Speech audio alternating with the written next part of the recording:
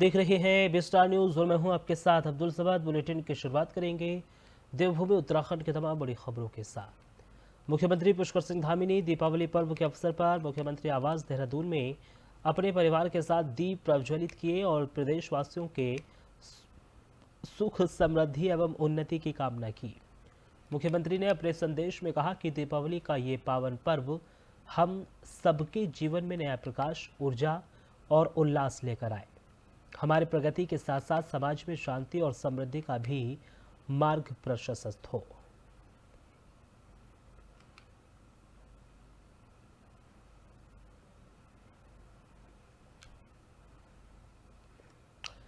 नरेंद्रनगर में 2 किलोमीटर आगे रानी पोखरी बाईपास पर एक स्कॉर्पियो वाहन खाई में गिर गया, जिसमें 2 व्यक्ति सवार थे।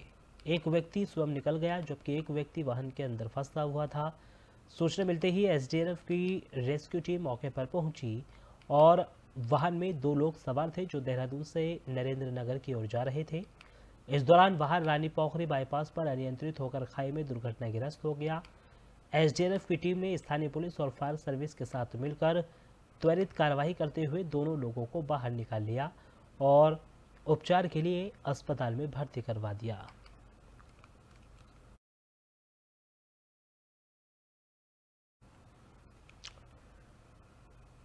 उत्तराखंड पुलिस के 2000 पदों पर भर्ती प्रक्रिया जल्दी शुरू होने वाली है। 8 नवंबर से इसके लिए आवेदन शुरू किए जाएंगे। प्रदेश सरकार इसे अपनी बड़ी उपलब्धि बता रही है। वहीं मुख्य विपक्षी दल कांग्रेस ने आयु सीमा को लेकर सवाल खड़े किए हैं। कांग्रेस ने कहा है कि लंबे समय बाद भर्ती प्रक्रिया शुरू हो रही है, ऐसे में सरकार को चाहिए कि वह भर्ती की उम्र सीमा को बढ़ाए, जिससे अधिक युवाओं को रोजगार मिल सके। कांग्रेस के प्रदेश प्रवक्ता शिषपाल सिंह बिष्ट ने भी इस पर कहा है कि पूर्व में त्रिवेंद्र सिंह रावत सरकार के समय में 25,000 पदों पर भर्ती निकालने का वादा किया गया था। इसके बाद तीरथ सिंह रावत ने भी बतौर मुख्यमंत्री कहा था कि मैं 25,000 भर्ती निकाल रहा था, लेकिन उनका आज तक कहीं पता नहीं चला।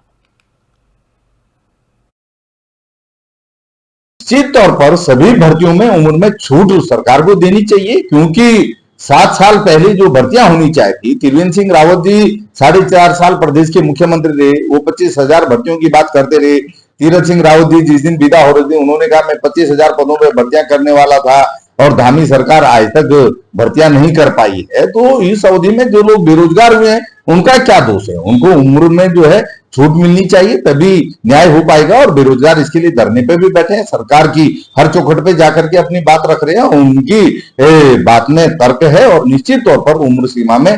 लालकुआं विधानसभा क्षेत्र की पूर्व विधायक और भाजपा के सीनियर नेता माने जाने वाले नवीन चंद्र दुक्का ने विधानसभा क्षेत्र के हर गली मोहल्ले में बिक रही अवैध शराब और अन्य सामाजिक गतिविधियों के खिलाफ खुलकर मोर्चा खोल दिया है।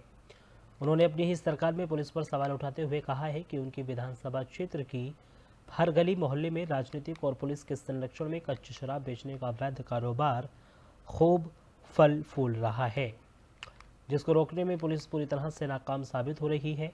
उन्होंने कहा है कि जल्द ही इसको लेकर उनके नेतृत्व में एक शिष्टमंडल नैनीताल वरिष्ठ पुलिस अधीक्षक से मुलाकात करेगा। शिकायत तो है, जब भी मैं भी यहाँ बहुत सारे लोग क्षेत्र में घूमते हैं तो शराब की अवैध बिक्री की चर्चा बहुत तेज़ी से इलाके में है, और मैं समझता हूँ कि 2 ही तरीके से रुक सकती है। या तो सरकार, प्रशासन और पुलिस का तगड़ा डंडा इनके ऊपर हो, और या फिर लोग जत्थों में इकट्ठे होकर के इस टाइप की जगह जगह पर जो स्पॉट बने हैं उनको घेर लें, उनको हतोत्साहित करें, उनको चेतावनी दें।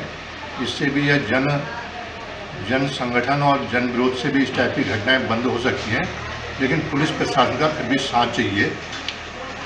इस मामले में शीघ्र ही हम लोग एक शिष्टमंडल लेकर के यहाँ के एसएसपी महोदय से मिलने वाले हैं और उनसे आग्रह करेंगे कि जिस प्रकार उन्होंने गैंगस्टर गैंग में कार्रवाई की, वैसी शराब के व्यवसाय पर भी कार्रवाई। दीपावली पर्व के अवसर पर मुख्यमंत्री पुष्कर सिंह धामी ने केदारनाथ धाम पहुंचकर बाबा केदार के दर्शन किए। मुख्यमंत्री ने केदारनाथ धाम में पूजा अर्चना कर बाबा केदार से प्रदेशवासियों के सुख, समृद्धि और मंगल की प्रार्थना की। इस दौरान प्रदेश भर से बड़ी संख्या में आए श्रद्धालु स्थानीय दुकानदारों और पुरोहित गणों से भी बातचीत कर व्यवस्थाओं के संबंध में फीडबैक लिया गया। मुख्यमंत्री ने कहा कि इस वर्ष आई आपदा के बाद भी प्रशासन द्वारा दी गई बेहतर व्यवस्थाओं के फलस्वरूप केदारनाथ धाम में आने वाले श्रद्धालुओं की संख्या ने नया कीर्तिमान स्थापित किया है। सुगम, सुरक्षित और व्यवस्थित चारधाम यात्रा हमारी सरकार की सर्वोच्च प्राथमिकता है।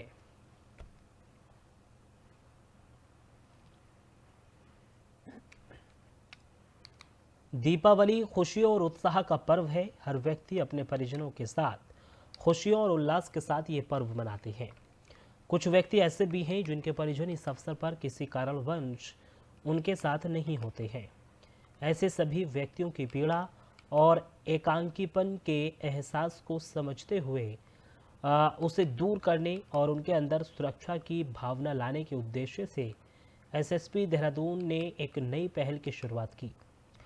अपने अपने थाना क्षेत्रों में निवासरत सीनियर सिटीजन, विशेषकर ऐसे सीनियर सिटीजन जो अकेले रहते हैं, और दीपावली के अवसर पर उनके घर जाकर उनसे मुलाकात की, उनका कुशलक्षेम पूछने और उन्हें दीपावली की शुभकामनाएं देते हुए उन्हें पुलिस के साथ होने का एहसास दिलाने के भी निर्देश दिए गए थे। इसी क्रम में दून पुलिस ने विभिन्न थाना क्षेत्रों में निवासरत लगभग 2072 सीनियर सिटीजन्स, जिनमें से 260 सीनियर सिटीजन जो अकेले निवास करते हैं, उनके घर जाकर उन्हें दीपावली के पर्व पर दून पुलिस परिवार की ओर से अपनी शुभकामनाएं दी गई। इस दौरान एसएसपी देहरादून के निर्देश पर सभी सीनियर सिटीजन्स को मिष्ठान भेंट कर उनसे आदर पूर्वक उनकी कुशलक्षेम भी पूछी गई।